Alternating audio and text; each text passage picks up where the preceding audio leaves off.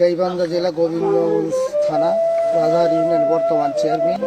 আমার মাছ মারিছে পূর্বের জের ধরে এবং আমার ক্ষয়ক্ষতির পরিমাণ 20-25 লাখ টাকা। এটা আবার কে বা কারা করেছে আমি নিজে চোখ দিয়ে দেখিনি। আমার কর্মচারী মোহাম্মদ নজরুল ইসলাম আমাকে ফোনে জানায় পুকুরের মাছ মারা যাচ্ছে। আমি এসে দেখি মাছগুলি ছোট ছোট মাছ, পোনা মাছগুলি ছটফট করতেছিল।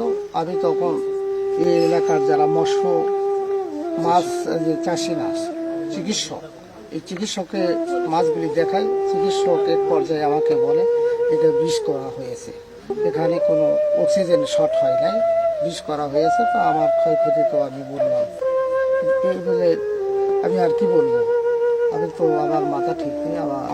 এখন আইনের পদক্ষেপ নেইনি, ইনশাল্লাহ নিব। সেটা আবার পূর্বের শত্রুতার জের ধরে এই বিস্ফোরিত করা হয়েছে। তবে প্রশাসনিক বিচার চাই এবং এর সুষ্ঠু বিচার চাই। লোকমুখে জানতে পারি যে চেয়ারম্যান আদিবাসী পাড়াতে একটা পুকুর ছিল, সেই পুকুরে বিষ প্রয়োগে মাছ হত্যা করা হয়েছে, নিধন করা হয়েছে।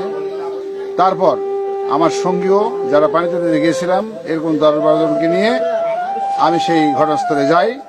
ঘটনাস্থলে যাওয়ার পর দেখতে পারি নিধন হয়েছে, মাছগুলো মরা অবস্থায় আছে। ইতিমধ্যেই বরিহাট তদন্ত কেন্দ্রের এসআই ইসাক আলী সম্মানিত ওসি সাহেবের নির্দেশে সেখানে তদন্তের জন্য আসে। উনি সরজমিনে তদন্ত করেন এবং উনিও ঘটনার সত্যতা প্রমাণ পান এবং সেই কথাটা লোকসমাজে বলে যান যে আমি ঘটনার সত্যতা পেয়েছি। এটা জানার পরে উনি এখান থেকে চলে যান। কে বা কারা বিষ প্রয়োগে এই মাছগুলো হত্যা করেছে এটা আদৌ বলা সম্ভব হচ্ছে না। আমি এই বিষ প্রয়োগে মাছ নিধন যারা করেছে তাদের সুষ্ঠু তদন্ত সাপেক্ষে তাদের বিরুদ্ধে আইনানুগ ব্যবস্থা গ্রহণ করতে আমি প্রশাসনের কাছে জোর দাবি জানাচ্ছি। তো এই পোনাগুলো তো বিক্রিও করা যাবে না, খাওয়া যাবে না, করাও যাবে না, মানে কোনোভাবেই কোনো ব্যবস্থা নেওয়া যাবে না। তো সেই দৃষ্টিকোণ থেকে চেয়ারম্যান সাহেবের এই বিশাল বড় একটা ক্ষতি এবং কিছুদিন পূর্বে সে একটা মিথ্যা অপবাদে মামলা জেল হাজত করে তিনি এখন বর্তমানে জামিনে মুক্তি পেয়েছেন।